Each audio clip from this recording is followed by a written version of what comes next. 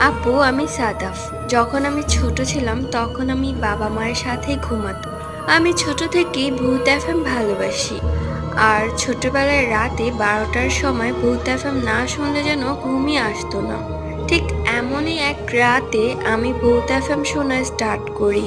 প্রায় রাত 2টা 3টা যখন বাজে, এইরকম সময় হবে মেবি। তখন আমি আমাদের ঘরের দরজায় অনেকবার নক করার সাউন্ড পাই। আমি দরজা খোলার জন্য উঠতে যাব আর আব্বু আমায় আটকে দেয় আর বলে, কি, কোথায় যাচ্ছ? এইসব আওয়াজ শুনে বের হই না। ঘটনাটি লিখেছে সাদাব। অনেক ধন্যবাদ আপনাকে। এর মধ্যে কমেন্ট করেছে Juwairia, Brishti Saha, Muntaha, Kim Jia from Korea, Elma, Aymon, Orthi, Jumana, Akhi, Rusha, Barnana ও রচনা, স্নেহা ফ্রম কলকাতা।